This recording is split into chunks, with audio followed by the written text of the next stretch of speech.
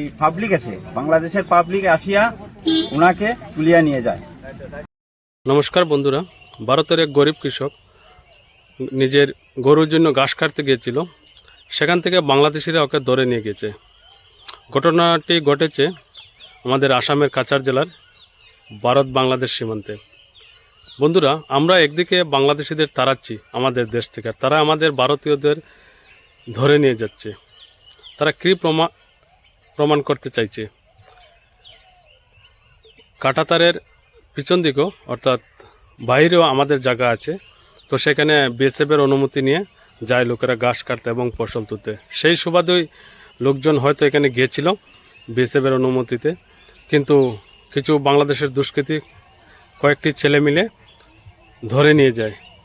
তো বিস্তারিত আপনারা শুনবেন এই ভিডিওতে।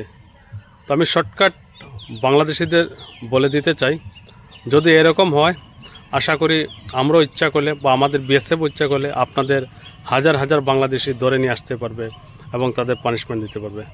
ধরে আসার প্রয়োজন নেই, আমাদের ভারতে প্রচুর বাংলাদেশি আছে, কিন্তু আমরা তাদের ভালোবাসায় নিজের দেশে ফিরিয়ে দিচ্ছি, কিন্তু তোমরা নিতে চাইছো না। তো বিস্তারিত দেখুন এই অসহায় পরিবারের বা গ্রামের লোকজনের আর্তনাদ। আমরা এখন দাঁড়িয়ে আছি কিন্নকাল বর্ডার অঞ্চল, বাংলাদেশ এবং ইন্ডিয়া বর্ডার অঞ্চল। 11টার সময় আমাদের একজন কৃষক গরুর ঘাস কাটতেছিল। হঠাৎ দলবল নিয়ে এই পাবলিক এসে বাংলাদেশের পাবলিক আসিয়া উনাকে তুলিয়া নিয়ে যায়। 11টার সময় দলবল নিয়ে বাংলাদেশের পাবলিক দুষ্কৃতিকারীরা আমাদের এই চণ্ডীনগর পার্ট 2 স্থায়ী বাসিন্দা একজন রঞ্জিত দাস নামে, উনাকে হঠাৎ দলবল নিয়ে বাংলাদেশে চলে যায়।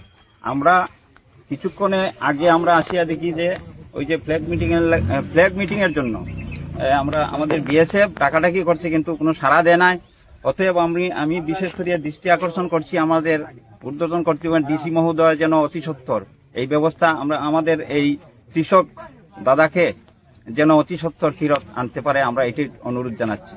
আজকে আমাদের কিন্নকাল অঞ্চলে অর্থাৎ চণ্ডীনগর পার্ট 2 খাটিগড়ার থানার অধীনস্থ চণ্ডীনগর পার্ট 2 কিন্নকাল অঞ্চলের বর্ডারে একটা ঘটনা ঘটেছে। আমাদের কিন্নকাল অঞ্চলের রঞ্জিত দাস নামে একজন দরিদ্র কৃষক তার কৃষির কাছে গিয়েছিল বাংলাদেশ সংলগ্ন অঞ্চলে ফেন্সিংয়ের বাইরে। হঠাৎ বাংলাদেশ থেকে 7-8 জন লোক এসে ওনাকে জোর জবরদস্তি করে ধরে বাংলাদেশে নিয়ে গেছে।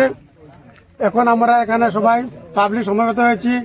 আমাদের বিএসএফ এর বিভিন্ন কর্মকর্তা এসেছেন এবং তারা ফ্ল্যাগ মিটিং এর জন্য চেষ্টা করছেন। বারবার চেষ্টা করা সত্ত্বেও তারা বাংলাদেশ থেকে কোনো সাড়া দিচ্ছে না। তাই আমি এলাকার পক্ষ থেকে ঊর্ধ্বতন ডিসি মহোদয়ের নিকট আমি আবেদন জানাই যাতে অতি সত্বর সেই রঞ্জিত দাসকে মুক্তি করে আমাদের ইন্ডিয়াতে আনা হয়। তার জন্য আমি সবাইকে আহ্বান করছি। ধন্যবাদ।